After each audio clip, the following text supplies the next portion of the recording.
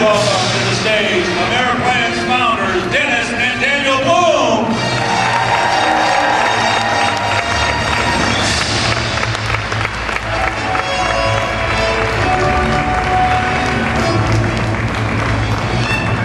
Well, we have saved the very best for last tonight.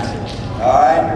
You know, in Ameriplan, we have what we call a Hall of Fame in our lobby. By the way, I want to tell you something.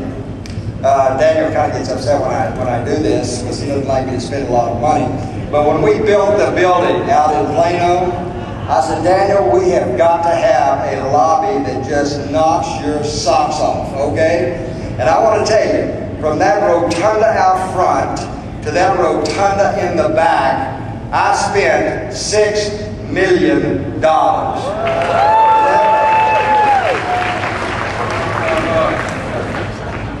I didn't know that. Anyway, we have got dollars. Oh, crap. We have got our Hall of Fame in our fantastic lobby at our headquarters in Plano, Texas. And when you enter it, when you look to the right, you will see some absolutely gorgeous portraits of people. And the portraits that you are looking at are our national vice presidents. They are the cream of the crop. They're the top of the heap. They have walked the walk. They have built financial freedom for themselves and their family. It is not easy to become a national vice president in Ameriplan. In fact, it's very hard. When you go in, you see there's about 9 pictures hanging on the wall. That's 17 years worth of effort. And so tonight, we are very fortunate that we get to induct and appoint new national vice presidents in Ameriplan. So without further ado, I would like to bring up our first national vice presidents to make their awards to their national vice presidents. So would you please help me welcome back to the stage Janie and Michael Jones. Janie?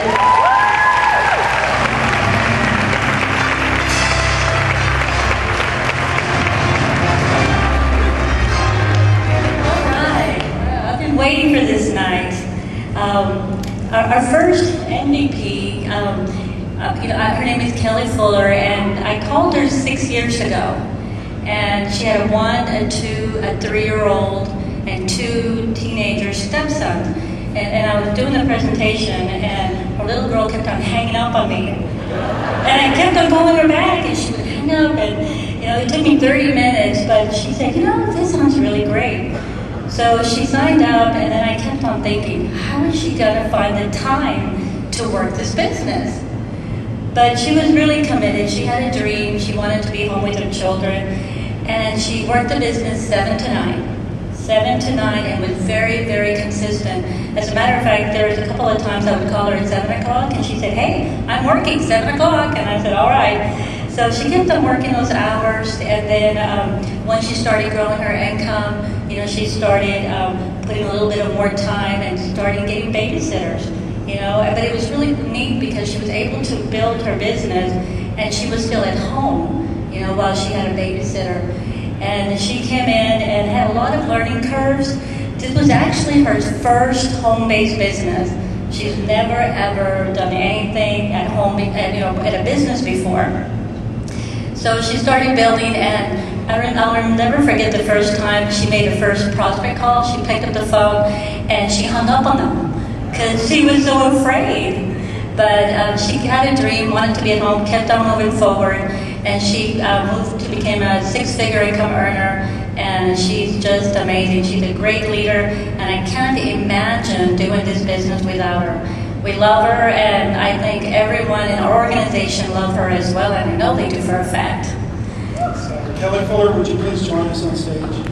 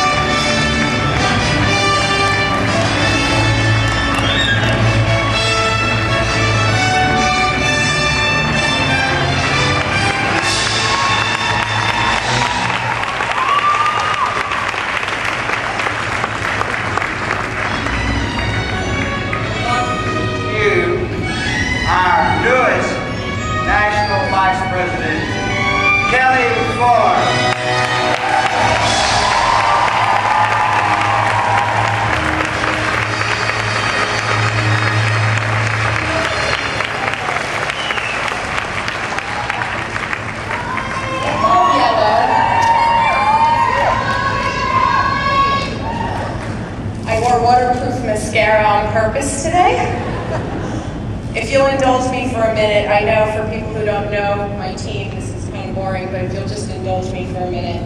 I don't know which one of you guys called me in January, but one of you called me with a challenge and said, if you can make national vice president by a convention, it would be great. And I thought, it's so far away, I don't even see that as a possibility.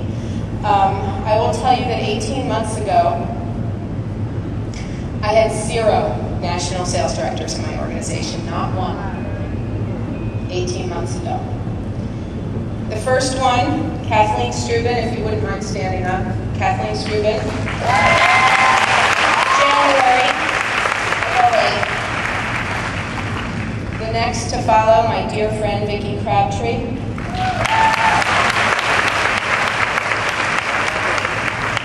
Shona, I am in this for the long haul, Hill.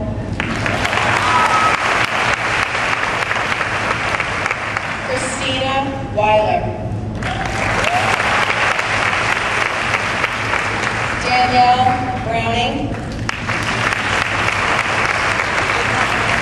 Charlene Mullenberg.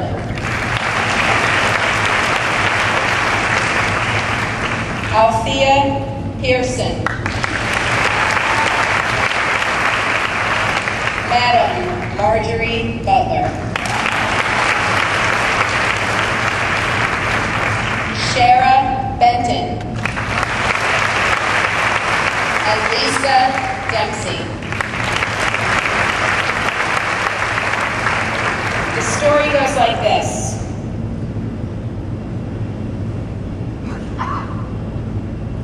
When they gave me that challenge, I didn't see any way to the finish line, but isn't that how it usually is with a dream? You don't see it until you see it, you know? And it just seemed really far away. And I got on the phone with Vicki, and I said, I'm not going to even go for it because I just don't think it's possible. We hung up the phone, and she and Kathleen had a conversation. And they called me back, and they said, we are going for this. We are going to do this together.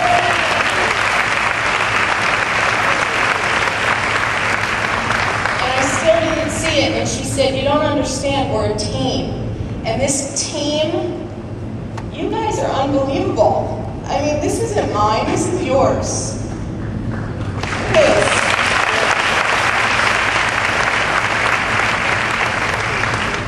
I need to thank Janie and Michael. I love you guys so much. Dear friends, business partners isn't a strong enough word for it. Brent and Linda, and Scott Laws for helping with the whole process. Crossline, amazing people, Susan Goodnight, Penny and Regina, Becky, Christy, Jennifer. Couldn't do it without you guys. You're our friends. And I'm overwhelmed and honored to represent the Freedom at Home team.